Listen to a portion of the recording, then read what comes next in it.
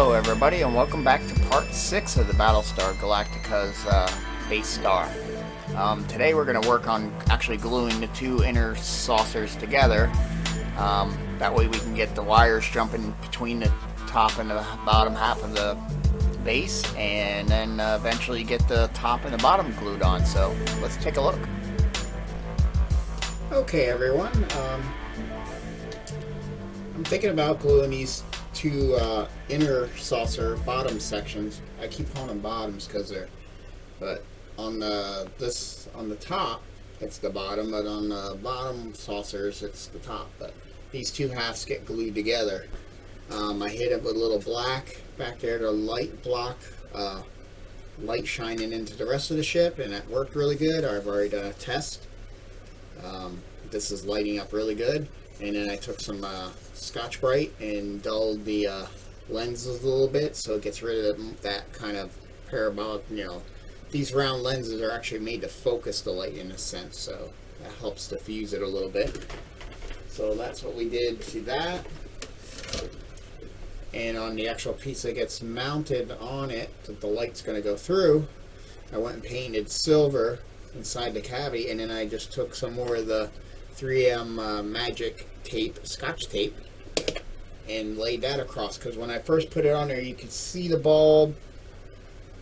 It was a little more direct. It didn't spread out as like I wanted it to. So I was thinking, do I do like some type of fiber fill or some type of other type of diffusion in there? But I want to be able to, like when there's nothing on, I want that to kind of look like there's nothing in there, like it is an empty cavern. So if I stuck fiber fill, you would kind of see the fiber fill. Fiber fill is good if you're putting it behind something that maybe has color or something like that. Like it worked good on the 350 Katinga on the red part of the impulse deck, where the red, where the grills are, and you have the red lights. Well, you have, I think they gave you 2 LEDs, big guys. But without the fiber fill, you would have these hot spots, and it definitely diffuses that and spreads the light out a little more evenly instead of having these 2 red hot spots. But the Scotch-Brite works just like a flat fiber in a sense. So when I did that and then stuck it on there, it actually spreads the light out, yet its source looks low. It didn't bring the source looking like the source is coming directly out of it. It looks like the lights. I want the light to look like it's coming from below and coming out, and it kind of gives it that more of that effect, especially from an angle, because you can kind of still see in there. So that worked really good. So that's where I got to that. So that's pretty much ready. We can pretty much glue this down. I already tested it, and I'm happy with that. So we can pretty much do that.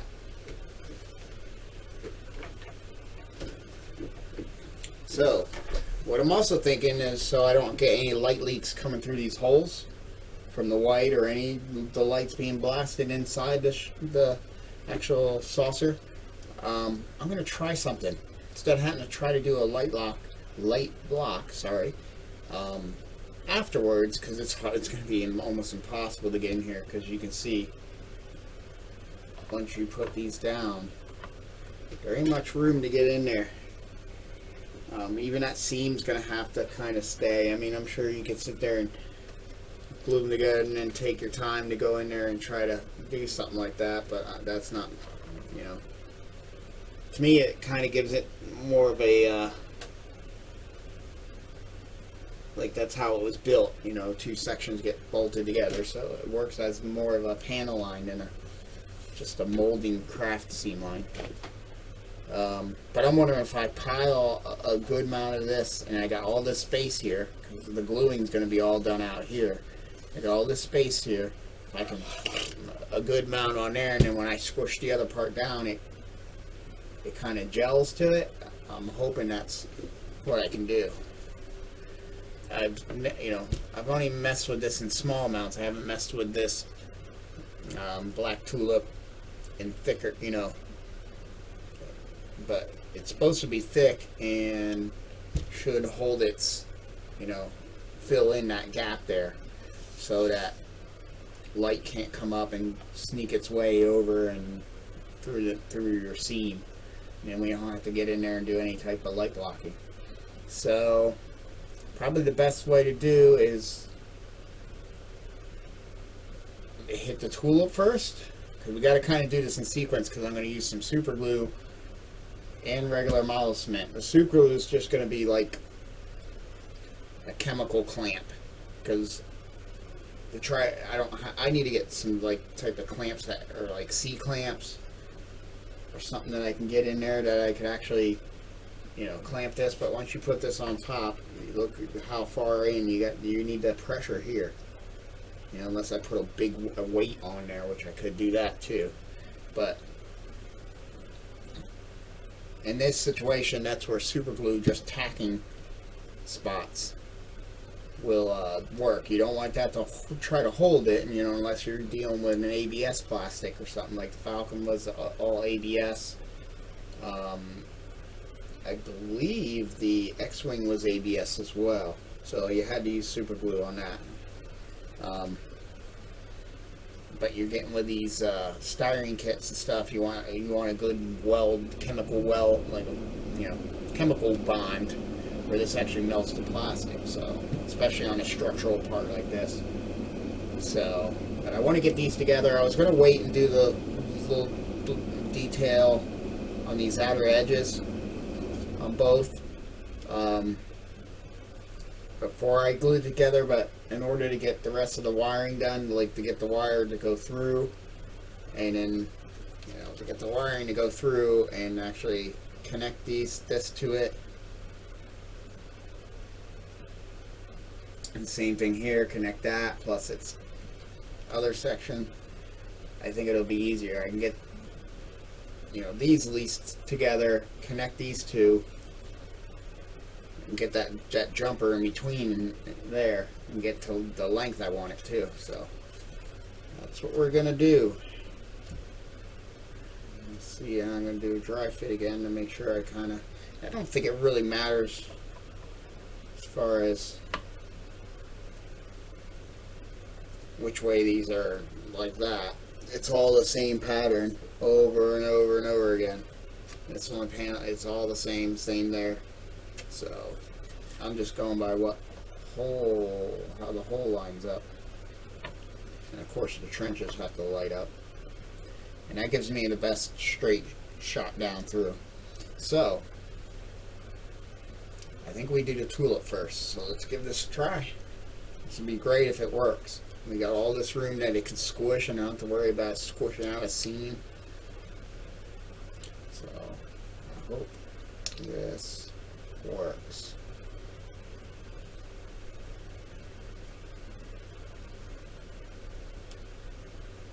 It's definitely thick. And that's, you know, just seeing people use it for what it's actually made for, clothes and stuff.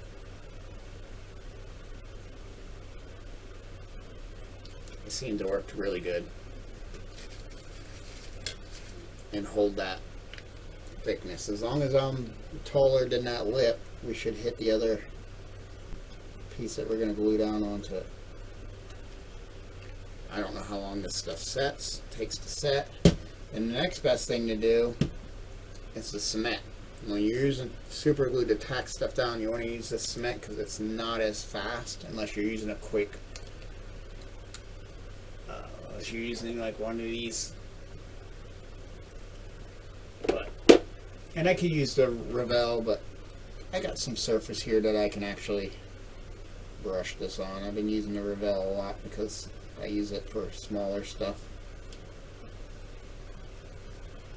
I think I got enough.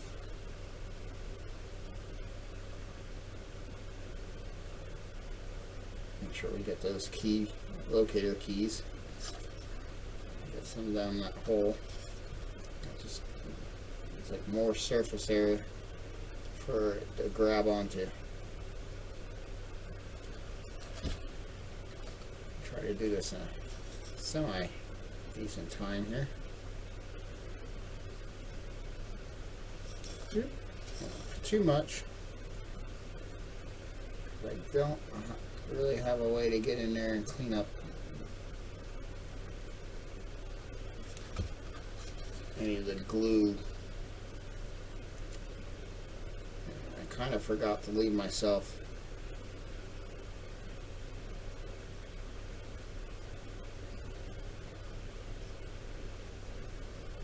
tack points for the super glue, but I can find some.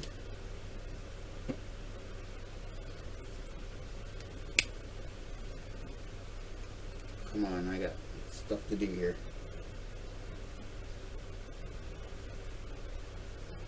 That's what I was afraid of. It's an actual cap.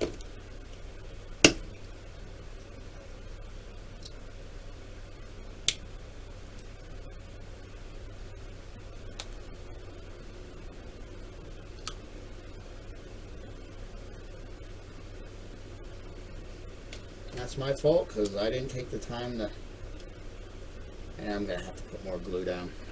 This is taking too long. I think I'll just run with the Revell because it's gonna be faster. I can just do a quick.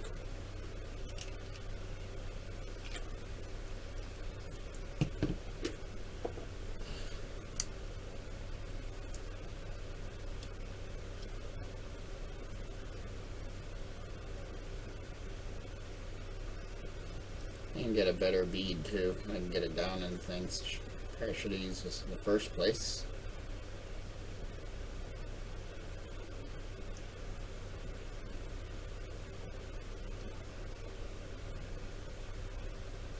Because if this part of the structure don't hold, we're screwed.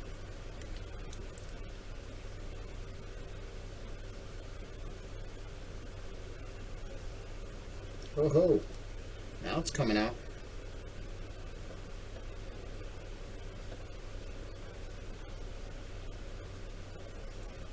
Now it won't stop coming out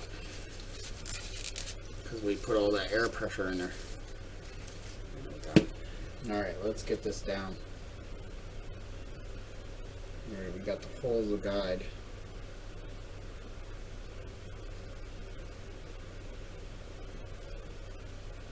There it goes. I feel the pins hit.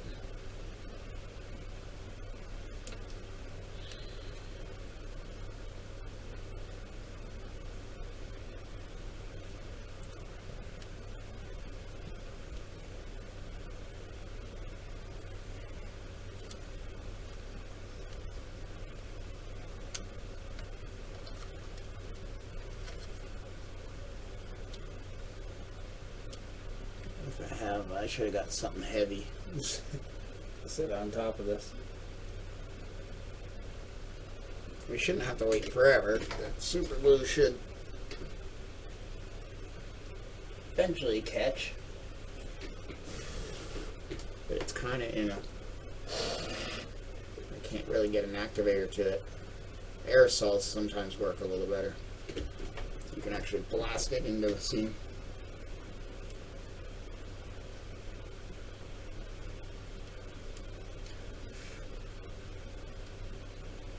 It took. Nope.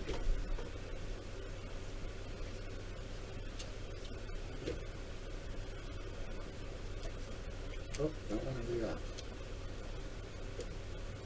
I'm trying to mainly hit on these inner corners so I don't warp it in some weird way.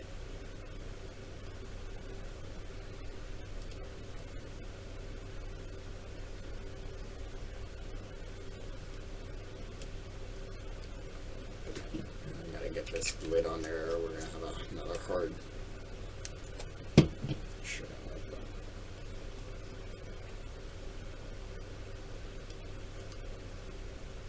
Trying to hit all 5 points. It's just a moment.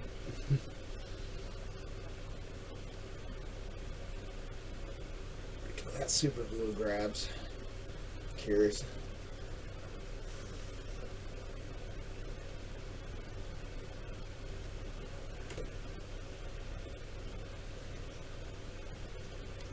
She just, it's taking a little longer. There's super glue to cure than should.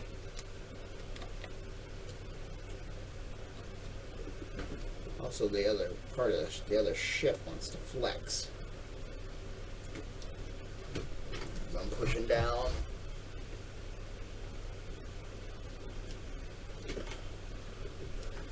This is where that quick set Tamiya comes in handy. Because obviously I didn't get enough super glue on there, or it hacked up before.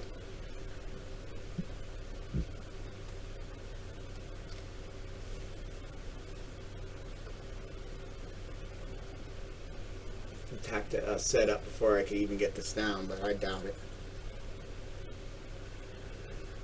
Or that it's trying to set up on regular cement too. That could be it too. Because I forgot to leave dry spots where I didn't have the model cement. So that's probably what it is more than anything. Is that it's trying to glue model cement that's wet. I guarantee that's what it is.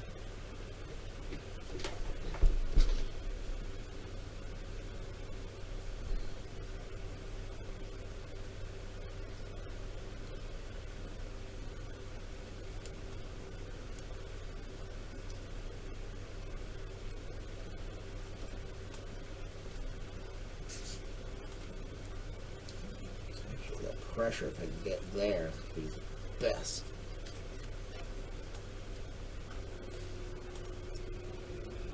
I could get some tulip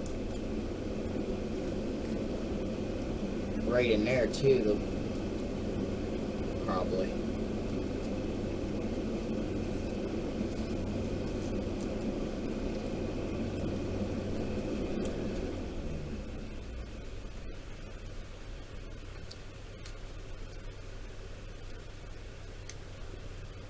Yeah, it's just a matter of time.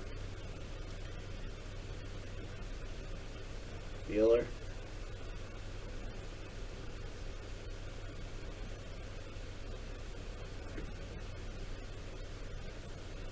I think I'm going to need something fairly heavy. Probably one of my bays.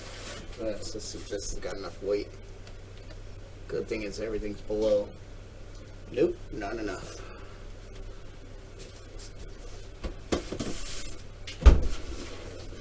These paints will.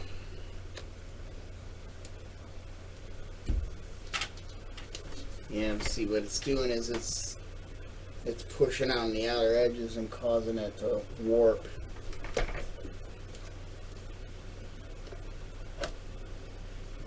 So it doesn't get the even pressure.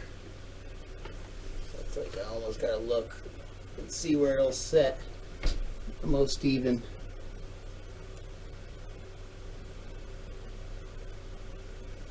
That looks really good there. Yeah. Yeah, there it's sitting pretty even. Take my hat off. I got the hat head though. Yeah, that looks really good.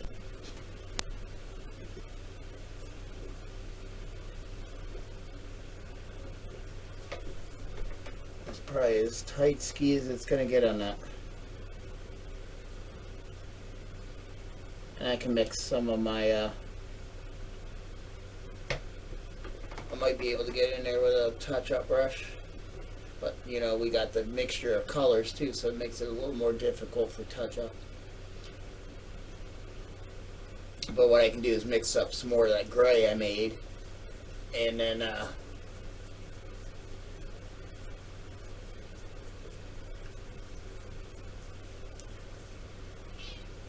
spray some of the aircraft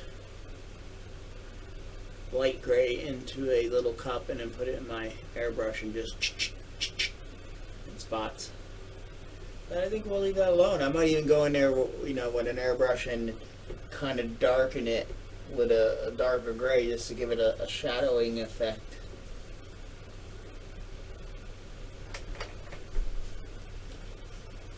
But there we go. We're gonna let that sit.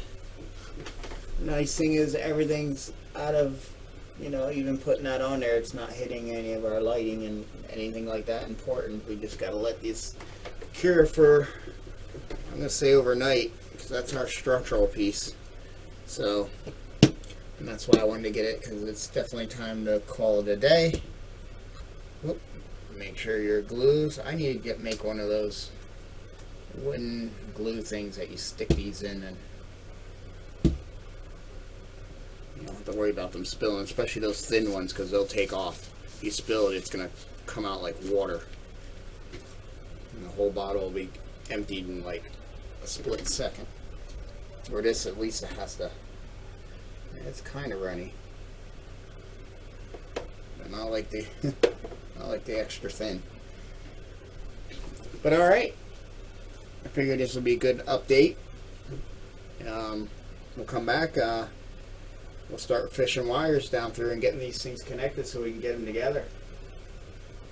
And then next thing will be to do is to touch up the seam, and I think then I'll hit it with a satin or a flat, and then we will get the fiber optics stuck through.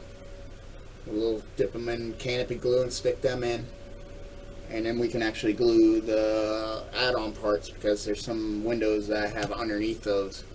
So, till then, thanks for watching.